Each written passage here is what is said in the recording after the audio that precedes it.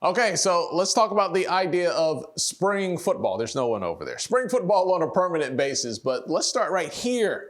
Kudos to the SWAC for pulling things together. They've had their fair share of setbacks already. A little bit with the virus, a lot with the weather and that mess of Texas winter stuff and the grid malfunction. But the conference remains mostly a unified front moving forward. But once this is all over, are we just going to go back to fall football and everything will be normal? I think, right? I think, but the idea of spring football becoming a regular thing in the SWAC, when asked about it, Alabama State head coach Donald Hill Eley, he didn't hate it. And you be the judge. I think he actually kind of likes it. Looking at it and looking at the pros and cons of it, playing spring football, the conference is able to get this ESPN contract because it's normally a dead period for sports. For a lot of our fans, you have your golf and baseball and those things are coming, but it kind of gives you that spring setting that I guess the country has been trying to find for years.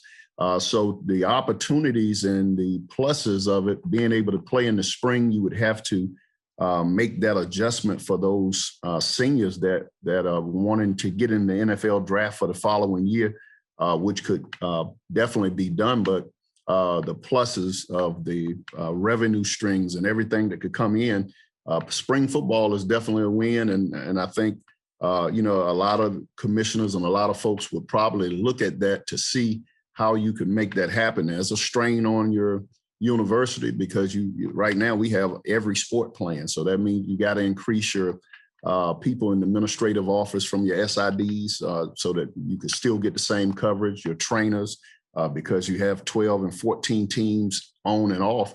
But the opportunities and the revenues that can be generated in the spring, it probably would never be matched in the fall.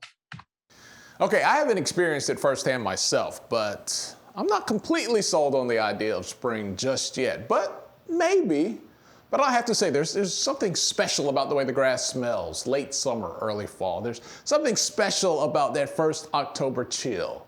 But on the other hand, I've been at games in the state of Alabama, September, during the day, and I was ready to go. I mean, woo!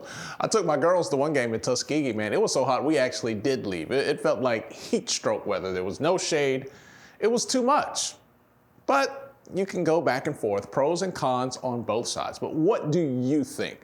Are you in favor of an HBCU football spring season on a permanent basis? And not only HBCU football, but the entire FCS. There's been talks with other schools about going to a spring schedule. Would that be a good idea? Are you for it, against it, on the fence? You let us know.